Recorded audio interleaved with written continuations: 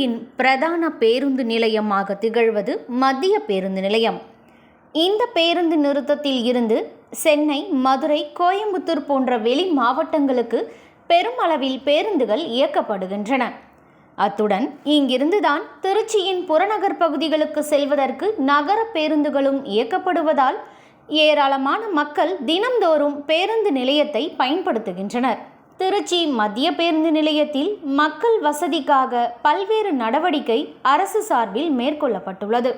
தாய்மார்களுக்கு பாலூட்டும் அறை மற்றும் வெளி மாவட்டங்கள், வெளி மாநிலங்கள் செல்லக்கூடிய பயணிகளுக்கு பயண நேரம் தாமதமாகும் பட்சத்தில் பாதுகாப்பு அறை உள்ளிட்ட பல்வேறு வசதிகள் ஏற்படுத்தப்பட்டுள்ளது.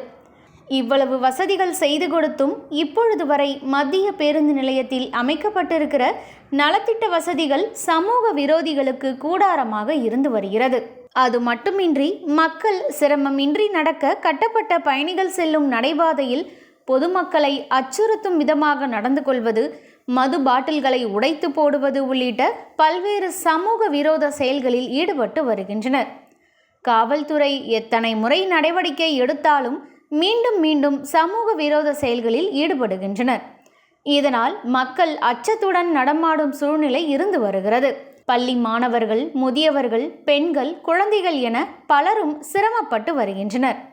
இங்கு வருகிற போதெல்லாம் சமூக விரோதிகள் நடத்தக்கூடிய சட்டவிரோதமான செயல்கள் மிகவும் அச்சத்தையும் வேதனையையும் அளிக்கிறது என்றும், மேலும் குடிமகன்கள் மதுபோதையில் பேருந்து நிலையத்திற்குள் வருகின்ற பெண்களை கேலி கிண்டல் செய்தும் தரக்குறைவாக நடந்து கொள்வதும், ஒரு சில திருநங்கைகள் பயணிகளிடம் காசை பறிப்பது போன்ற செயல்களும் அடிக்கடி அரங்கேறுவது வேதனையாக இருக்கிறது என்றும், இதனை தடுக்க திருச்சி மாநகராட்சி நிர்வாகமும் காவல்துறையும் நடவடிக்கை எடுக்க வேண்டும் என்று மக்கள் கோரிக்கை விடுத்துள்ளனர்.